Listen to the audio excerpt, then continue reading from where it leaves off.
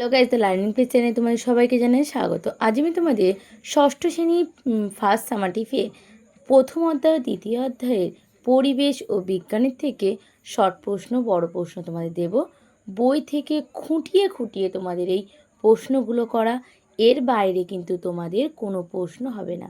এই প্রশ্নগুলো যদি তোমরা ভালো করে দেখে যাও, এর থেকেই কিন্তু তোমরা কমন পেয়ে যাবে। চলো শুরু করা যাক। প্রথম প্রশ্ন কি, কুইনাইন কি? দ্বিতীয় প্রশ্ন, এটি কোন গাছের ছাল থেকে পাওয়া যায়? 3, ইস্ট কি? এটি কিসে ব্যবহার করা হয়?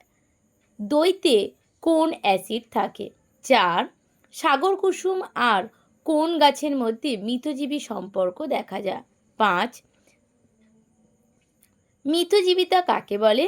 একটি উদাহরণ দাও। 6, মানুষের শরীরে বসবাসকারী একটি পরজীবী প্রাণীর নাম কি? 7, রজন, এটা একটু মিষ্টি গাছে, রজন পেশা হবে না, রজন কোথা থেকে পাওয়া যায়, এটা ঠিক করে নেবে। 8, পরাগ মিলন কি?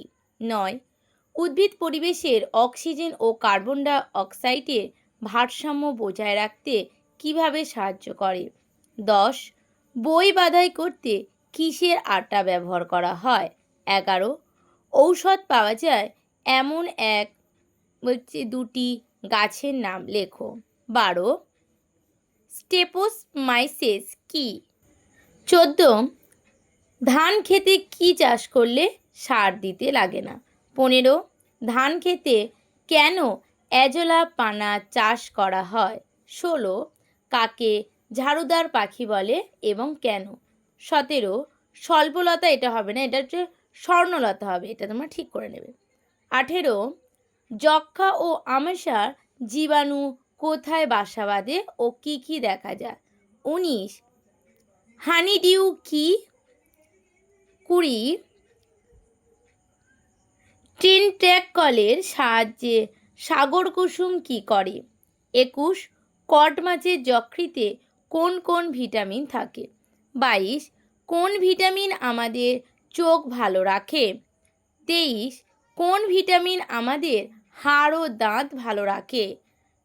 24, ল্যাক্টোবাইসিলাম কি? প্রথম অধ্যায় হয়ে গেছে, এবার আমরা চলেছি দ্বিতীয় অধ্যায়। দ্বিতীয় অধ্যায়ে কি বলেছে? প্রথম প্রশ্ন, একমুখী ঘটনা কাকে বলে? 3টি উদাহরণ দাও। 2, বহুমুখী ঘটনা কাকে বলে? 3টি উদাহরণ দাও। 3, পর্যাবৃত্ত ঘটনা কাকে বলে? উদাহরণ দাও। 4, অপর্যাবৃত্ত ঘটনা কাকে বলে? উদাহরণ দাও। 5, অভিপ্রেত কাকে বলে? উদাহরণ দাও। 6, অভিপ্রেত কাকে বলে? উদাহরণ দাও। 7, দুটি মনুষ্য সৃষ্ট ঘটনার উদাহরণ দাও। 8, দুটি প্রাকৃতিক ঘটনার উদাহরণ দাও। 9, একটি রাসায়নিক সার ও কীটনাশকের উদাহরণ দাও। 10, 3টি মন্থন ও দ্রুত ঘটনার উদাহরণ দাও। 11, আম গাছের মুকুল থেকে আম হওয়া কী ধরনের ঘটনা?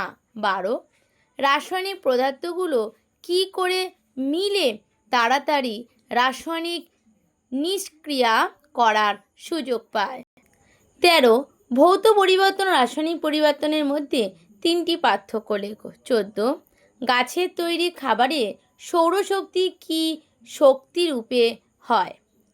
15, জলে কি কি মিশিয়ে জীবাণু মেরে ফেলা যায়? 16, মোমবাতি জ্বালানো কি পরিবর্তন, ভৌত না রাসায়নিক, সেটা বলতে হবে। 17, 3টি ভৌত রাসায়নিক পরিবর্তনের উদাহরণ দাও। 18, মাছে নুন মেশানো হয় কেন? 19, রেল লাইনের জোরের মুখে ফাঁক রাখা হয় কেন? 20, গরমকালে শিশির জমে কেন? আর একটা হচ্ছে 22, উভয়মুখী ভৌত পরিবর্তনের উদাহরণ দাও। এই ছিল তোমাদের প্রশ্ন। তোমাদের আজকে এই পরের দিন আমি আগে তোমাদের দ্বিতীয় চতুর্থ অধ্যায়ে দিয়ে দিয়েছি, পরে আমি তোমাদের বাকি অধ্যায়গুলো দেব। যদি ভিডিওটা ভালো লেগে থাকে একটা সাবস্ক্রাইব, লাইক আর কমেন্ট করে জানাবে কেমন হয়।